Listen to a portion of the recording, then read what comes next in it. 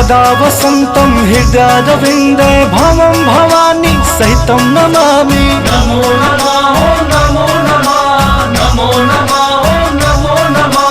हर हर महादेव शंभो हर हर महादेव। नमः शिवाय नमः शिवाय नमः शिवाय नमः शिवाय। महादेव के चरणों में हम, महादेव के चरणों में हम अपना शीश झुकाते।